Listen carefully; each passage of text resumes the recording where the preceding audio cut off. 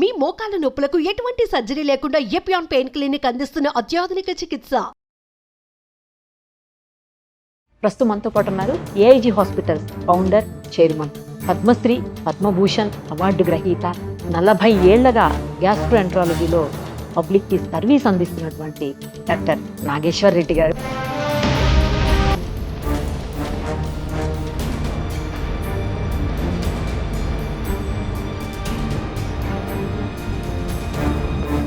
మనతో పాటు ఉన్నారు. ఒక్కసారి ఆయనతో మాట్లాడదాం. చాలా విషయాల మీద పబ్లిక్కి అవగాహన కలిగించే ప్రయత్నం చేద్దాం. సార్ నమస్తే అండి, ఎలా ఉన్నారు సార్? బాగున్నా. చాలా హ్యాపీగా ఉంది సార్. నాకు ఇంతకు ముందు తెలియదు మీరు పద్మశ్రీ, పద్మభూషణ్ ఇవన్నీ కూడా ఎప్పుడు 2017లోనే మీకు ఉన్నాయని. జనరల్గా అవి చాలా హానర్గా ఫీల్ అవుతాము, అవి వచ్చినాయి అంటే గ్రేట్ అన్నట్టు. బట్ మీరు ఎక్కడా ఎప్పుడు చెప్పుకోరు, ఎందుకు సార్? ఎప్పుడు డౌన్ టు ఎర్తే ఉంటారు, ఇంత ఎదిగినా కూడా మీరు. అంటే ఈ అవార్డ్స్ అన్నీ కూడా మాకు ఇట్స్ బై ప్రోడక్ట్స్ సంబంధించి చేసే వర్క్ చేసుకుంటా ఉండాలి, బై ప్రోడక్ట్స్ వస్తుంటాయి అన్నమాట. సో దీనివల్ల మనము ఎమోషనల్గా అటాచ్ కాకూడదు అవార్డ్స్కి. వచ్చాయంటే సార్ రికగ్నైజ్ చేశారని హ్యాపీగా ఉండాలి, కానీ ఎక్కువ దీని గురించి మనం అటాచ్ అయ్యి దీని గురించి ప్రాపగేట్ చేసుకోవటం నాకు కరెక్ట్ అనిపించదు. జనరల్గా అవార్డ్స్ ఇచ్చేది రికగ్నిషన్ మాకు అదే గవర్నమెంట్ కానీ లేకపోతే మా మెడికల్ సొసైటీస్ కానీ ఉంటాయన్నమాట. నా బిలీఫ్ ఏమంటే చాలా వరకు మా మెడికల్ డాక్టర్స్ రికగ్నైజ్ చేసి ఇచ్చే awards are much bigger than జనరల్గా గవర్నమెంట్ ఇచ్చే అవార్డ్స్ కానీ. అందరూ అనుకుంటారు పద్మశ్రీ, పద్మభూషణ్ అంటే పెద్ద అవార్డ్స్ అని. బట్ నా ప్రకారము దీనికన్నా కూడా అవార్డ్స్ మాకు గవర్నమెంట్ ఇచ్చే అవార్డ్స్ కన్నా కూడా మా సొసైటీస్, అంటే ఫర్ ఎగ్జాంపుల్ మాకు American society of gastroenterology Rudolf Schindler award అని ఇచ్చింది. ద బిగ్గెస్ట్ అవార్డ్స్ మాకు మా ఎండోస్కోపీలో something like highest award.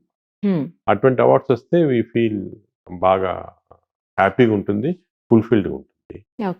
But చాలా వరకు ఈ అవార్డ్స్ జనరల్గా ఎలాగంటే ఒక ఏజ్ వచ్చిన తర్వాత వస్తుంటాయి చేసిన వర్క్ వల్ల, దానికి పెద్ద ఇంపార్టెన్స్ ఇవ్వకూడదు. సార్ అసలు అన్నింటికి కూడా ఇప్పుడు వస్తున్నటువంటి ప్రతి ప్రాబ్లంకి గట్ హెల్తే ఇంపార్టెంట్ అని అందరూ మాట్లాడుతూ ఉన్నారు. దాన్ని సరిగ్గా చూసుకోకపోవటం వల్లే రకరకాల హెల్త్ ఇష్యూస్ వస్తున్నాయి, అది చివరికి మరణాల వరకు దారితీసేటువంటి పరిస్థితులు. అసలు గట్ హెల్త్ని ఏ ఏ భాగాల్లో చూడాల్సి ఉంటుంది, ఏ రకంగా మనం ఐడెంటిఫై చేసుకోవాల్సి వస్తుంది సార్? ఇది చాలా ఇంపార్టెంట్ సబ్జెక్ట్ మీరు చెప్పింది. గట్ హెల్త్ అనేది ఇంతకుముందు ఏమనుకునేవాళ్ళంటే హార్ట్లో ఏమైనా ప్రాబ్లం ఉంటే, బ్రెయిన్లో ప్రాబ్లం ఉంటే, అంటే కార్డియోవాస్కులర్ డిజీజ్, న్యూరలాజికల్ డిజీజ్, ఈ ప్రాబ్లమ్స్ ఉంటే మనకి ప్రాబ్లమ్స్ వస్తాయి, దీనివల్ల ప్రజలు చనిపోతున్నారు హార్ట్ అటాక్ వల్ల కానీ బ్రెయిన్ స్ట్రోక్ వల్ల అని అనుకునే వాళ్ళు దీనికి చాలా ఇంపార్టెన్స్ ఇచ్చేవాళ్ళు. ఫర్ ఎగ్జాంపుల్ 40 సంవత్సరాల క్రితం నేను గ్యాస్ట్రోఎంట్రాలజీ టేకప్ చేసినప్పుడు అందరు చెప్పారు ఈ సబ్జెక్ట్ని తీసుకున్నారు, దీనికి అసలు ఫ్యూచరే లేదు, అసలు మనకి గ్యాస్ట్రోఎంట్రాలజీ అంటే ప్రేగులకు సంబంధించింది, ప్రేగులకి ఏం ఫంక్షన్, తిన్న ఆహారం డైజెస్ట్ చేయటం, మన బాడీలోకి తీసుకెళ్ళటం అంతే, దానికి వేరే ఇంకేం లేదు, వాట్ ఈస్ ద ఇంపార్టెన్స్ అని. కానీ ఇప్పుడు మనకు తెలిసిందేమంటే మన హెల్త్ అంతా, కంప్లీట్ బాడీ హెల్త్ అంతా కూడా గట్లో కంట్రోల్ ఉంది, అంటే మన ప్రేగుల ద్వారా కంట్రోల్ ఉంది. అంటే మన హార్ట్ కూడా గట్ని కంట్రోల్ చేస్తుంది, అదేవిధంగా బ్రెయిన్ కూడా మన గట్టే కంట్రోల్ చేస్తుంది అని చెప్తాను. దాని గురించి చాలా ఇంట్రెస్టింగ్ రీసెర్చ్ జరిగింది. మనం మామూలుగా ఏమనుకుంటే ఆహారం తింటాం కదా, మన ఆహార వాహికలోకి వెళ్తుంది, దాని తర్వాత స్టమక్లోకి వెళ్తుంది, చిన్న ప్రేగులో పెద్ద ప్రేగులో వెళ్ళి బయటకు వచ్చేస్తుంది మిగిలిందంతా. డైజెస్ట్ అయ్యేది కార్బోహైడ్రేట్స్ కానీ, ప్రోటీన్స్ కానీ, ఫ్యాట్స్ కానీ లోపల బాడీలోకి ఇంటెస్టైన్స్ నుంచి పీల్చుకోబడుతుంది.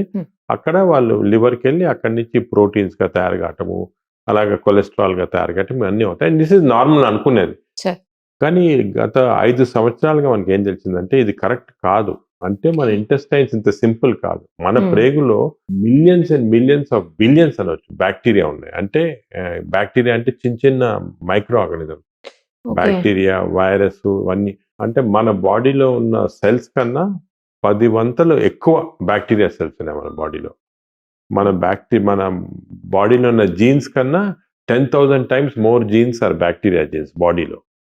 సో మనం తిన్నది ఆహారం కానీ ఏమన్నా కూడా ఆ బ్యాక్టీరియా డైజెస్ట్ చేసి అవి మనకి మన బాడీలోకి పంపిస్తుంది. అంటే మనం డైరెక్ట్గా డైజెస్ట్ చేయటం లేదు, ఫస్ట్ బ్యాక్టీరియా తింటాయి, బ్యాక్టీరియా తినిన తర్వాత తిని వాళ్ళు ఎనర్జీ ప్రొడ్యూస్ చేసి మనకి ఇస్తుంది అన్నమాట.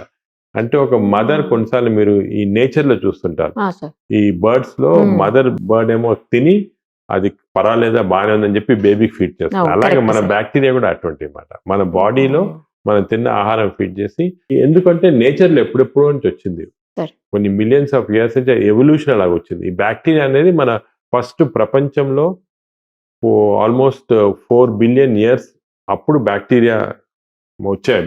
మన Start ఎలాగా అయిందా సార్? బ్యాక్టీరియా ఎలా స్టార్ట్ అయింది ఎవరికి తెలియదు కానీ వచ్చాయి. ఆహా. ఆ బ్యాక్టీరియా ఏమయ్యేదంటే మామూలుగా అంత వాటర్లో ఉండేవి, ఎయిర్లో ఉండే అలా ఉండేవి అన్నమాట ఇండిపెండెంట్గా. ఓకే. కనీసం ఒక 3-4 బిలియన్ ఇయర్స్ మన ప్రపంచంలో బ్యాక్టీరియా తప్ప వేరే ఇంకేం ఉండేది కాదు, జంతువులే ఉండేవి కాదు. అప్పుడు జంతువులు స్టార్ట్ అయిన తర్వాత ఈ బ్యాక్టీరియా జంతువుల్లోకి ప్రవేశించి మన బాడీలో ప్రతి సెల్కి మైటోకాండ్రియా అని ఉంటుంది. అంటే మన బాడీ యాక్టివిటీస్ అంతా, ఎనర్జీ అంతా మైటోకాండ్రియా నుంచి వస్తుంది. That mitochondria is nothing but ఒక బ్యాక్టీరియా సెల్లోకి వెళ్ళిపోయి ట్రాప్ అయిపోయింది అక్కడ. So it's bacteria which is energy cell house అంటాం. సార్. సో అలా స్టార్ట్ అయింది మన రిలేషన్షిప్. స్లోగా ఓవర్ మెనీ ఇయర్స్ ఈ బ్యాక్టీరియా మన చర్మం పైన ఉంటాయి, అన్ని చోట్ల ఉంటాయి, కానీ ఇంటెస్టైనల్ బ్యాక్టీరియా చాలా ఇంపార్టెంట్ అయింది. ఈ బ్యాక్టీరియాలో చాలా రకాలు ఉంటాయి, మంచి బ్యాక్టీరియా, చెడ్డ బ్యాక్టీరియా. దాన్ని మా మెడికల్ టర్మినాలజీస్ బ్యాక్టీరియాయిడ్స్ అంటాము, ఫర్మిక్యూటిస్ అంటాము, అంటే వేరే పేర్లు ఉన్నాయి. కానీ జనరల్గా కామన్ పర్సన్కి తెలిసిందేమంటే ఈ మన బాడీలో 1000 స్పీసీస్ ఉంటాయి. ఈ 1000 స్పీసీస్లో ఒక 100 స్పీసీస్ బ్యాడ్ ఉండొచ్చు, ఒక 900 స్పీసీస్ మంచి ఉండొచ్చు. కానీ ఈ బ్యాలెన్స్ చేంజ్ అవుతూ ఉంటుంది ఎప్పుడు. మనకి సపోజ్ బ్యాడ్ బ్యాక్టీరియా 500 వచ్చాయి, 400 గుడ్ బ్యాక్టీరియా అంటే మనకి బ్యాడ్ బ్యాక్టీరియా ఎఫెక్ట్ వస్తుంది అన్నమాట. సో బాడీలో ఈ బ్యాక్టీరియా ఏం చేస్తుందంటే మనం తిన్న ఆహారానికి, ఉదాహరణగా మనం ఇప్పుడు చికెన్ తిన్నాం అనుకోండి, ఈ చికెన్ అనేది ప్రోటీన్స్ ఉండేది దాంట్లో, కానీ బ్యాక్టీరియా డిస్ట్రాయ్ చేసి దాంట్లో నుంచి ఒక కెమికల్ని ప్రొడ్యూస్ చేస్తుంది. దాన్ని డోపమిన్ అంటారు. ఈ డోపమిన్ అనే కెమికల్ బ్రెయిన్కి వెళ్ళిపోయి బ్రెయిన్ యాక్టివేట్ చేస్తుంది. అదేవిధంగా మనం నట్స్ తిన్నాం, ఆల్మండ్ తిన్నాం అనుకోండి, దాంట్లో థైరోసిన్ అనే ఉంటుంది అన్నమాట. ఈ బ్యాక్టీరియా థైరోసిన్ ని డిస్ట్రాయ్ చేసి బ్రెయిన్ కి, హార్ట్ కి ఒక స్పెషల్ కెమికల్స్ పంపిస్తుంది. దానివల్ల హార్ట్ బీటింగ్ బాగుంటుంది, బ్రెయిన్ యాక్టివిటీ ఉంటుంది. సో మనం ఇంతకుముందు ఏమనుకున్నామంటే ఈ పర్టికులర్ ఆహారం తింటే మంచిది, యాక్టివ్గా ఉంటామని, బట్ మన బ్యాక్టీరియా వాళ్ళమాట. ఇప్పుడు ఒక ఇంట్రెస్టింగ్ ఎక్స్పెరిమెంట్ కూడా చేశారు.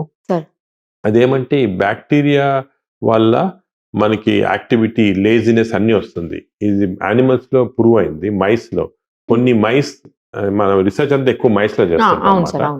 కొన్ని మైస్ లో యాక్టివిటీ ఉండదు, సరిగ్గా లేజీగా ఉంటాయి. కొన్ని మైస్ బాగా యాక్టివ్ ఉంటాయి. ఈ రెండింటి మైస్ కి డిఫరెన్స్ ఒకటే, లోపల ఉన్న బ్యాక్టీరియా. ఈ లేజీగా ఉన్న మైస్ కి మన యాక్టివ్ ఉన్న మైస్ బ్యాక్టీరియా ఇస్తే, నోట్ ద్వారా ఇస్తే, అవి యాక్టివ్ అయిపోతాయి అన్నమాట. చాలా మంది పేషెంట్స్ దగ్గరికి వచ్చి అప్పుడప్పుడు చెప్పి, ఇంతకుముందు, ఇప్పుడు నాకు తెలిసింది, ఇంతకుముందు చెప్పేవాళ్ళు మాకు ఎంత అనుకుంటే కూడా ఎక్సర్సైజ్ చేయలేకపోతున్నాం, బద్ధకంగా ఉంది, పొద్దున్న లేసినే నడవాలనిపించదు అంటే తిట్టేవాళ్ళం, నువ్వు లేజీ ఫెలో, ఇది అది కొంచెం యాక్టివ్ ఉండాలి. కానీ ఇప్పుడు అర్థమైంది యాక్చువల్లీ వాళ్ళ బ్యాక్టీరియా కారణం వల్ల జరుగుతుంది అన్నమాట. సో ఇప్పుడు మేము కొన్ని రీసెర్చ్ కూడా చేస్తున్నాం, వాళ్ళు బ్యాక్టీరియా మారిస్తే యాక్టివ్ అయిపోతారా, బాగా ఫ్రెష్ అయ్యి కొంచెం యాక్టివిటీ ఇంక్రీజ్ అవుతుందా. సో ఇవన్నీ చాలా ఇంట్రెస్టింగ్ డేటా అవుతుంది. అదేవిధంగా మీరు ఇది కూడా చూసుకుంటారు, మీ ఫ్రెండ్స్ లో కూడా మాట్లాడుతుంటా, కొంతమంది నేను అసలు తినను, లావ్ అయిపోతున్నాను, కొంతమంది అంటారు అసలు నేను ఎంత తిన్నా కూడా కాదు. అందరు ఎగ్జాంపుల్ చెప్తారు, ఐశ్వర్య రాయ్ గారు అసలు బాగా తింటారు, అసలు ఎక్సర్సైజ్ చేయరు, లావుగానే కాదు. అది కూడా మనకు ముందు అర్థం కాదు, ఇప్పుడు అర్థమైంది, అది కూడా బ్యాక్టీరియా వల్ల. ఇప్పుడు దీంట్లో కూడా మైస్ లో చేసాం, అది ఇంట్రెస్టింగ్ ఎక్స్పెరిమెంట్. మేము దీని జర్మ్ ఫ్రీ మైస్ అని ఉంటుంది. అంటే ఈ మైస్ లో ఏం జర్మ్స్ ఏ ఉండవు. మామూలుగా ఈ మైస్ తీసుకొని బాగా లావ్ ఫ్యాటీ మైస్ లో ఉన్న బ్యాక్టీరియా ఇస్తే, అంటే మోషన్స్ ద్వారా ఇస్తాం, స్టూల్ తీసుకొని ఇస్తే, ఆ మైస్, ఈ జర్మ్ ఫ్రీ మైస్ బాగా లావ్ అయిపోతున్నాయి అసలు ఏం చేయకుండా. అదేవిధంగా థిన్ మైస్ బ్యాక్టీరియా ఇస్తే సన్నగా అయిపోతున్నాయి. అసలు ఇది చాలా అన్యూజువల్ అండ్ హ్యూమన్ బీయింగ్స్ కూడా ప్రూవ్ అయింది. నేను రీసెంట్ గా కోర్ట్ కేసు విన్నాను స్టేట్స్ లో. అదేమైందంటే ఒక పేషెంట్ అల్సరేటివ్ కోలైటిస్ అని వచ్చింది మా జబ్బు. ఈ అల్సర్ అంటే బాగా కోలన్ అంతా బాగా అల్సర్స్ వచ్చేస్తాయి. ఏ ట్రీట్మెంట్ ఇచ్చినా కూడా బాగా కాలేదు. బాగా ఇది లేటెస్ట్ ట్రీట్మెంట్ ఏమంటే హెల్తీ డోనర్స్ ఇచ్చి ఫీకల్ మైక్రోబయామ్ ట్రాన్స్ప్లాంటేషన్ అని ఎనిమా ద్వారా ఇస్తారు. అంటే హెల్తీ పర్సన్స్ ఇస్తే అప్పుడు అది నార్మల్ బాగా హీల్ అవుతుంది అన్నమాట, లేటెస్ట్ ట్రీట్మెంట్. సో ఈ పేషెంట్కి ఇచ్చారు, చాలా సీరియస్ పేషెంట్ బాగా అయిపోయింది, కంప్లీట్ నార్మల్ అయిపోయింది దీంతో. Great sir. నార్మల్ అయిన తర్వాత 3 months తర్వాత బాగా లావ్ అయిపోయింది. లావ్ అయిపోయిన పేషెంట్ అసలు ఎవరు బ్యాక్టీరియా ఇచ్చారు నాకు అని హాస్పిటల్ రికార్డ్ వెళ్తే, ఆ బ్యాక్టీరియా ఇచ్చిన తర్వాత లావుగా ఉన్నాను. సో నేను దీనివల్ల డిజీజ్ బాగా అయిపోయింది, కానీ ఈ బ్యాక్టీరియా వల్ల లావ్ అని కోర్టు కేసు వేసింది హాస్పిటల్ పైన. ఆయన కోర్టు కేసు గెలిచింది. అంటే మన బ్యాక్టీరియా ఇంత ఇన్ఫ్లుయెన్స్ ఉంది బాడీలో. అదేవిధంగా కొన్ని కెమికల్స్ ప్రొడ్యూస్ చేస్తుంది, ఆ కెమికల్ పేరు TMAO అంటారు బ్యాక్టీరియా. ఈ కొన్ని బ్యాక్టీరియా వల్ల TMAO ఎక్కువైపోతే హార్ట్ ప్రాబ్లం వచ్చేస్తుంది. ఇంతకుముందు హార్ట్ అంటే మనం కొలెస్ట్రాల్ ఇది అని అవును సార్, అనుకున్నాం కదా, కరెక్ట్. కానీ అది కాకుండా ఇది మోస్ట్ ఇంపార్టెంట్ అయిపోయింది. మనం బ్యాక్టీరియా చేంజ్ చేస్తే హార్ట్ ప్రాబ్లమ్స్ తగ్గించవచ్చు.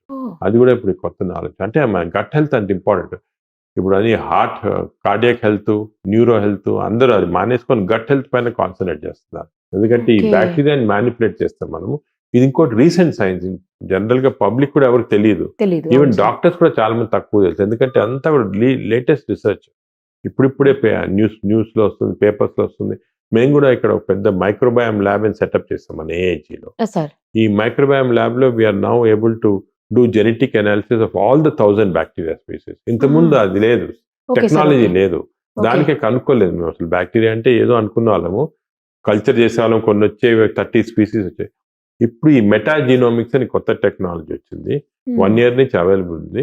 అది పెట్టి మేము were able to completely analyse అన్ని. ఒకరు దానికి ఇప్పుడు ఒక స్పెషల్ చెకప్ కూడా కొంతమంది మాకు వస్తున్నారు డిఫరెంట్ డిజీజ్ తోటి. ఏం అర్థం కాకపోతే బ్యాక్టీరియా, గట్ బ్యాక్టీరియా చెక్ చేస్తున్నాం.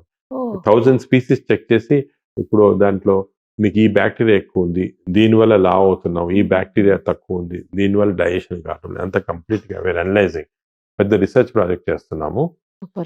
హెమ్స్లే అని ఒక న్యూయార్క్ ఇజ్రాయలీ కంపెనీస్ వాళ్ళతో పెద్ద రీసెర్చ్ ప్రాజెక్ట్ దాంట్లో. సో మనం ఇప్పుడు ఇంకోటి ఏమంటే దీంట్లో తమాషా, ఈ బ్యాక్టీరియా అనేవి ఒక దేశం నుంచి వేరే దేశానికి వేరేగా ఉంటుంది. మన ఇండియాలో ఉన్న బ్యాక్టీరియా వేరే, అమెరికాలో ఉన్న బ్యాక్టీరియా వేరే. అదేవిధంగా మన ఇండియాలో కూడా ఊర్లలో ఉన్న వేరే బ్యాక్టీరియా వేరే, విలేజెస్లో ఉన్న బ్యాక్టీరియా. సో మేము ఏం చేసామంటే ట్రైబల్ ఏరియాస్ ఉంటాయి కదా, మన కాకినాడలో ఉన్నాయి కొన్ని, అస్సాం ఏరియాస్, అక్కడ ఈ ట్రైబల్ ఏరియాస్ నుంచి అందరు బ్యాక్టీరియా చెక్ చేసాం ఇంటెస్టైన్స్ లో. ఈ ట్రైబల్ ఏరియాలో వీడు కాకినాడలో ఉండి, అస్సాంలో ఉండి, మన ఛత్తీస్గఢ్లో ఉన్న ఈ ట్రైబల్ అందరికీ సేమ్ టైప్ ఆఫ్ బ్యాక్టీరియా ఉన్నాయి, సేమ్. వేరే హైదరాబాద్ లో ఉన్న అతనికి, ఢిల్లీలో అతనికి వేరే బ్యాక్టీరియా. అది ఎలాగంటే ఈ ట్రైబల్స్ కూడా మనకి ఒరిజినల్ గా ఎవల్యూషన్ లో ఫస్ట్ వచ్చి ఒక చోట ఉండిపోయారు, అందరితో మిక్స్ కాలేదు. వాళ్ళ ఈటింగ్ హ్యాబిట్స్ అన్ని కూడా కంప్లీట్ ఐసోలేటెడ్ అయిపోయారు. అప్పుడున్న బ్యాక్టీరియా అలాగే ప్రిజర్వ్ అయిపోయింది. మనం వచ్చామనుకో, ఇప్పుడు హైదరాబాద్కి వచ్చామనుకోండి, ఈ మన ఊర్లలో ఏదో ఇడ్లీ దోశ తినాలి, ఇక్కడ పిజ్జా హ్యాంబర్గర్ తినాలి, అంటే చేంజ్ అయిపోయింది. హ్యాబిట్ చేంజెస్ వల్ల ఒక్కొక్క చోట వేరేగా అయిపోయింది. But original bacteria is healthy bacteria. 1000 bacteria మంచి ఉండే మన బాడీలో. అన్ఫార్చునేట్లీ ఈ అర్బనైజేషన్ వల్ల బ్యాక్టీరియా చేంజ్ అయ్యి కొన్ని చెడ్డ బ్యాక్టీరియా ఎక్కువ కనిపిస్తున్నాయి. ఇప్పుడు ఇది కూడా మేము చూసినామంటే కొన్ని డిజీజ్ లో స్పెసిఫిక్ గా చాలా రీసెర్చ్ చేస్తున్నాం దీనిపైన. ఈ అల్సరేటివ్ కొలైటిస్ కానీ ఇవన్నీ కూడా ఊర్లలో ఉండేవి కాదు ఇంత ముందు. మన ఇప్పుడు మాకు పటాన్చెరు దగ్గర ఒక 20 విలేజెస్ మేము దత్తు తీసుకొని చేస్తున్నాం దానిపైన రీసెర్చ్, అక్కడ వర్క్ చేస్తున్నాం. అంటే ఫ్రీ హెల్త్ కేర్ అంతా ఇస్తున్నాం వాళ్ళకి. గత 20 సంవత్సరాలుగా ఫాలో చేస్తున్నాం. నేను ఫస్ట్ హైదరాబాద్కి వచ్చినప్పటి నుంచి 2000 నుంచి చేస్తున్నాం అక్కడ. ఈ 20 years లో వాళ్ళ బ్యాక్టీరియా కంప్లీట్ చేంజ్ అయిపోయింది. ఫస్ట్ వేరేగా ఉండేది, వాళ్ళకి ఇన్ఫెక్షన్స్ అవన్నీ ఎక్కువ ఉండేవి. ఈ లాస్ట్ 5-10 years కొంచెం గవర్నమెంట్ ఆఫ్ తెలంగాణలో బాగా వాటర్ సప్లై క్లీన్ చేసి అంతా చేస్తారు. చేస్తే ఆ ఇన్ఫెక్షన్స్ తగ్గిపోయాయి, బ్యాక్టీరియా చేంజ్ అయింది. కానీ ఇంకోటి ఏమైందంటే ఫాస్ట్ ఫుడ్స్ వచ్చేసాయి. అంటే ఇప్పుడు మీ ప్రతి చిన్న ఊరికి వెళ్తే కూడా ఒక ఇది ఉంటుంది, చిన్న కొట్టు ఉంటుంది, దాంట్లో చిప్స్, నూడిల్స్ అవన్నీ ఉన్నాయన్నమాట. సో దాంతో వాళ్ళకి బ్యాక్టీరియా చేంజ్ అయిపోయి వెస్టర్న్ బ్యాక్టీరియా వచ్చి ఇప్పుడు ఊర్లలో అంతా బ్యాక్టీరియా, అమెరికాలో ఏ బ్యాక్టీరియా ఉందో ఆ బ్యాక్టీరియా ఉంది వీళ్ళకి వచ్చి, వాళ్ళకి అంతా డిజీజ్ కూడా అలాగే వస్తున్నాయి. కొలైటిస్ అని కొత్త రకాలైన జబ్బులు వస్తున్నాయి ముందు లేని. సో అంత ఇంపార్టెంట్ అన్నమాట బ్యాక్టీరియా.